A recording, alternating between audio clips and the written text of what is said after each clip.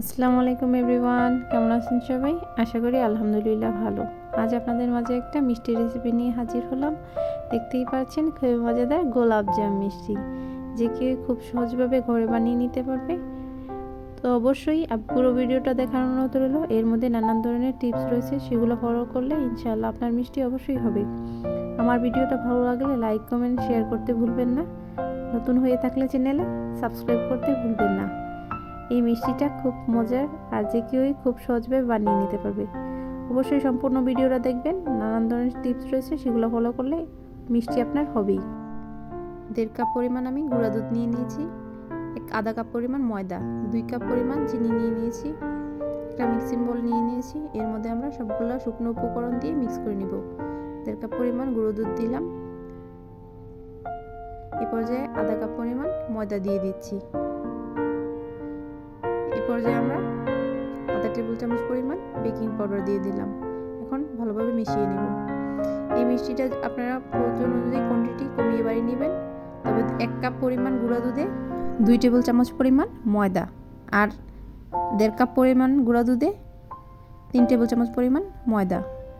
এই পর্যায়ে আমি সামান্য পরিমাণ ঘি দিয়ে দিচ্ছি। আপনারা এই জায়গায় ঘির পরিবর্তে তেলও ইউজ করতে পারেন, তবে ঘিটা দিলে একটু ফ্লেভারটা ভালো আসে। এভাবে ভালোভাবে এটাকে মিশিয়ে নিচ্ছি। দেখতেই পাচ্ছেন সুন্দরভাবে মাখা হয়ে গেছে। এরপর যে আমি অল্প অল্প করে দুধ দিয়ে দিব। এখানে আমি আধা কাপ পরিমাণ দুধ নিয়ে নিয়েছি। প্রয়োজন হলে আমি আরও একটু অ্যাড করব। এরপর যে আমি অল্প অল্প করে সবগুলো দুধ দিয়ে দিচ্ছি। যেটুকু দুধ ছিল সবটুকু দেওয়া হয়ে গেছে। এরপর যে আমার আরও কিছুটা দুধ প্রয়োজন, যার জন্য আমি এখানে আরও 1.5 টেবিল চামচ পরিমাণ দুধ নিয়ে নিয়েছি। সব মিলিয়ে আমাদের 1 কাপ পরিমাণ দুধ প্রয়োজন হয়েছে। এখন ভালোভাবে এটাকে মথে নিচ্ছি। দেখতেই পাচ্ছেন একটু মথা হলে দেখবেন একটু পানি পানি ভাব চলে আসবে, তাতে আপনি বুঝে নেবেন যে আপনার ডোটা পুরোপুরি রেডি হয়ে গেছে। একটু নরম হলেই, খুব বেশি নরম করা যাবে না, আর খুব বেশি শুকনো। দেখতেই পাচ্ছেন সুন্দর একটা কনসিস্টেন্সি এসে পড়েছে। মিডিয়াম সাইজের একটু ডোটা একটু নরম হয়েছে। এই পর্যায়ে আমি 10 মিনিটের জন্য রেস্টে রেখে দেবো। এখন অন্য একটা হাঁড়িতে আমরা 2 কাপ যে চিনি সেটা দিয়ে দিলাম। এর মধ্যে আমরা 4 কাপ পরিমাণ পানি অ্যাড করে দিব। অবশ্যই খেয়াল রাখতে হবে, আপনি যদি যতক্ষণ চিনি দেবেন তার দ্বিগুণ পানি দিবেন। আমি এখানে 2 কাপ চিনি দিচ্ছি, তার সাথে আরও 1 কাপ পরিমাণ শিরা দিব। আপনারা নর্মালি যদি শুধু চিনি দিয়ে মিষ্টি বানান, তাহলে অবশ্যই 3 কাপ পরিমাণ চিনি দিয়ে নেবেন। 4 কাপ পানি দেওয়ার পরে আমরা 1 কাপ পরিমাণ চিনি শিরা দিয়ে দিলাম। এই পর্যায়ে আমি 4টা এলাচ থেতো করে দিয়ে দিচ্ছি। একটা চুলার জাল ধরিয়ে দিয়েছি। এই পর্যায়ে আমরা আবার ফিরে এলাম ডোয়ের কাছে। 10 মিনিট পর দেখতেই পাচ্ছেন ডোটা অনেকটা থিক হয়ে এসেছে। কিছুক্ষণ রেস্টে রেখে দিলে এটা অনেকটা কনসিস্টেন্সিতে চলে আসে, একদম পারফেক্ট একটা সাইজে চলে আসে। এই পর্যায়ে আমরা গোল গোল করে মিষ্টি শেপ দিয়ে নিব। ভালোভাবে একটু সময় লাগিয়ে এটাকে সুন্দর করে মিষ্টির শেপ দিয়ে নেবেন, যেন উপর দিয়ে কোনো প্রকারের কোনো ফাটল না থাকে। সুন্দরভাবে আমি একটু সময় লাগিয়ে এটাকে মিষ্টি বানিয়ে নিচ্ছি।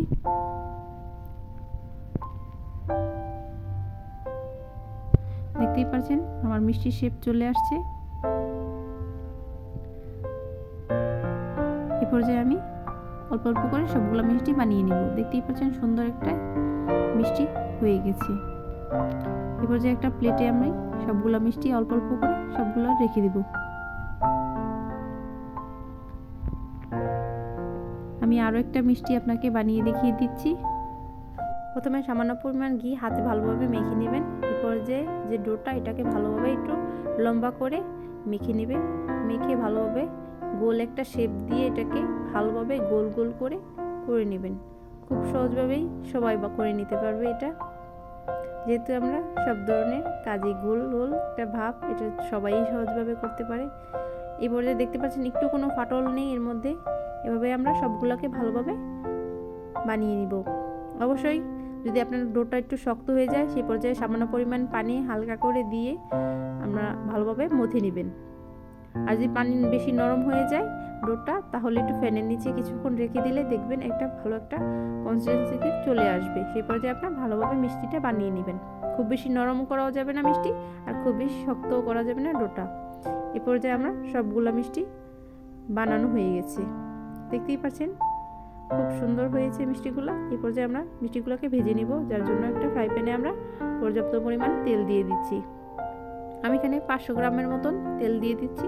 যেহেতু মিষ্টিগুলো সম্পূর্ণ ডোবা তেলে ভেজে নিতে হবে, যার জন্য আমি পর্যাপ্ত পরিমাণ তেল দিয়ে দিলাম।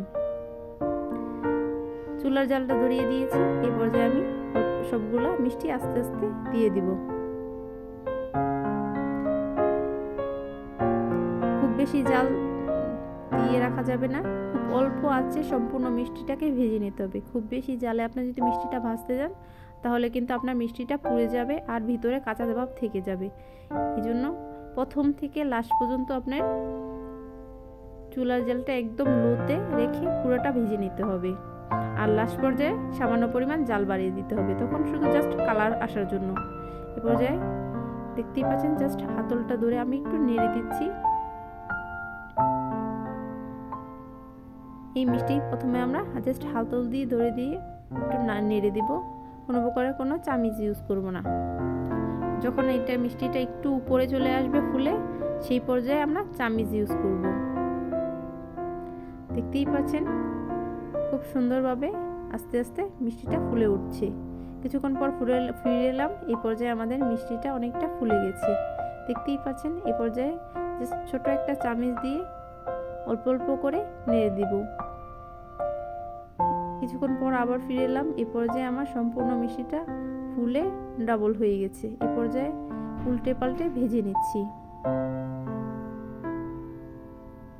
খুব বেশি তাড়াতাড়ি করে ভাজার কোনো প্রয়োজন নেই, আস্তে আস্তে করে মিষ্টিটা ভাজলে আপনার ভিতরে সুন্দরভাবে শিরাটা যাবে আর খেতেও খুব মজা লাগবে। অবশ্যই ধীর স্বস্তিতে আপনার মিষ্টিটা বানাতে হবে।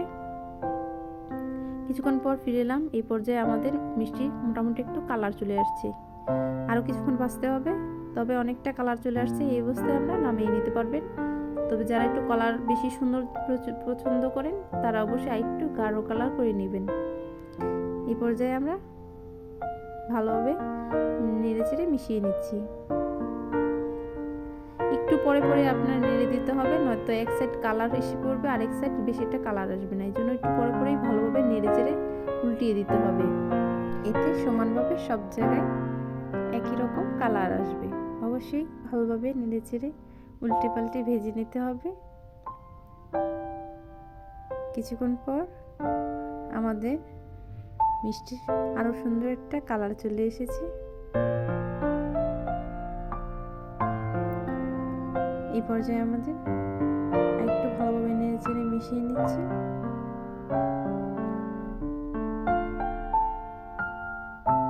দেখতেই পাচ্ছেন অল্প অল্প করে সবগুলো সুন্দরভাবে একই রকম কালারে চলে আসছে।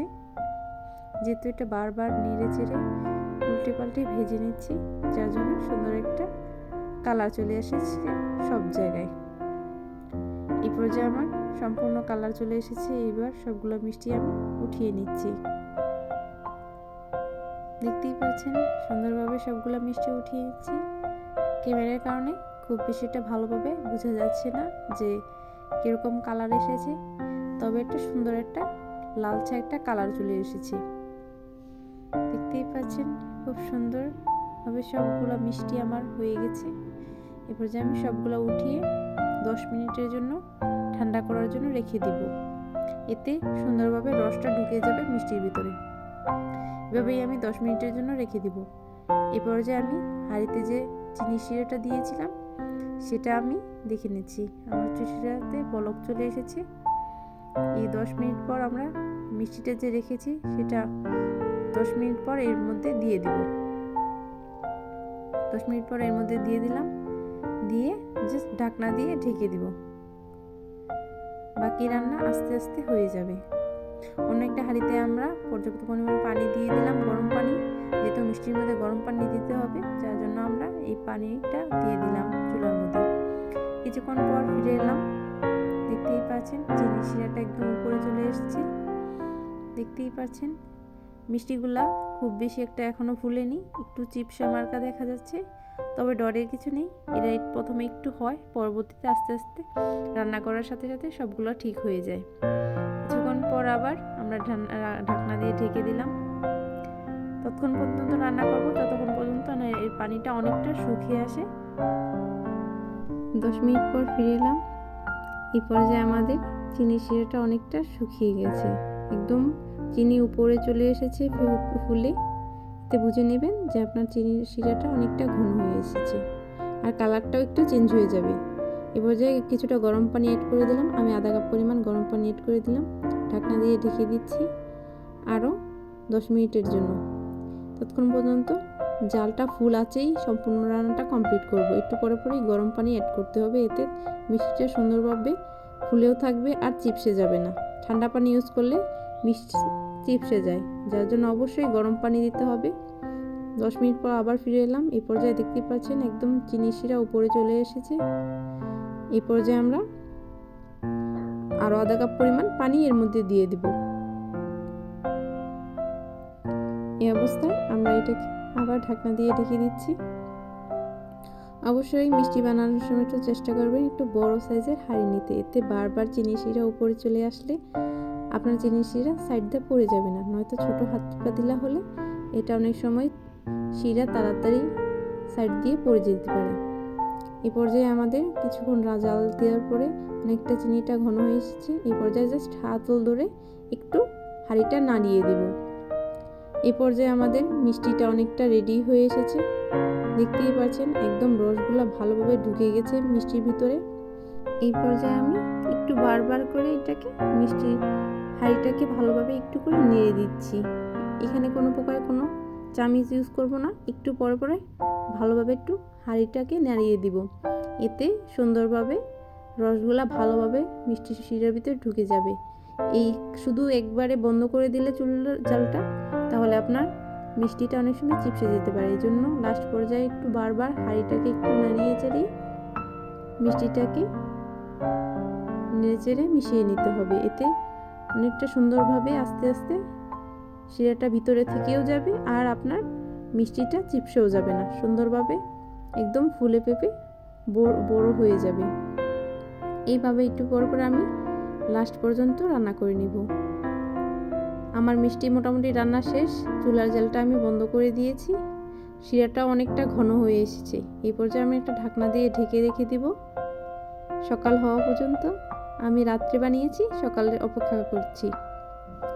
সারা রাত মিষ্টি শিরার মধ্যে ডুবে থাকার পরে সকালের দিকে দেখতেই পাচ্ছেন একটু পানিটা একটু ঘোলা হয়ে এসেছে, এর মানে আপনার চিনির শিরাটা আপনার মিষ্টির ভিতরে সুন্দরভাবে ঢুকে গেছে। পরিবেশনের জন্য চলে এলাম। দেখতেই পাচ্ছেন খুবই মজাদার গোলাপ জাম মিষ্টি। অবশ্যই বাসায় বানিয়ে খাবেন। এমন সম্পূর্ণ রেসিপিটা দেখতেই পাচ্ছেন, হুবহু যেভাবে বলছি সবগুলো ঠিক ফলো করলে অবশ্যই আপনার মিষ্টি ইনশাল্লাহ হবে। দেখতেই পাচ্ছেন খুবই মজাদার গোলাপ জাম মিষ্টি।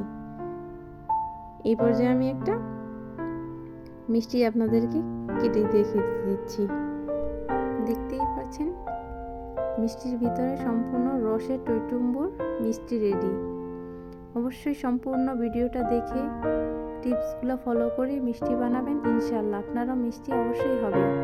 দেখতে খুবই সুন্দর আর খেতে একদম হুবহু দোকানের স্টাইলে, খেতে অসম্ভব মজার। অবশ্যই বানিয়ে খাবেন অ্যান্ড কমেন্ট করে জানাতে ভুলবেন না।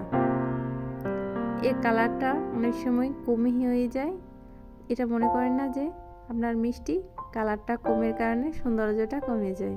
তবে মিষ্টি অবশ্যই খুব সুন্দর হয়, পারফেক্টভাবে দোকানের মতন। অবশ্যই মিষ্টি বানিয়ে খাবেন। আমার ভিডিওগুলো ভালো লাগলে লাইক কমেন্ট শেয়ার করতে ভুলবেন না। আমার চ্যানেলটাকে সাবস্ক্রাইব করার অনুরোধ রইল। আজকের মতন বিদায় নিচ্ছি, দেখা হবে অন্য কোনো ভিডিওতে।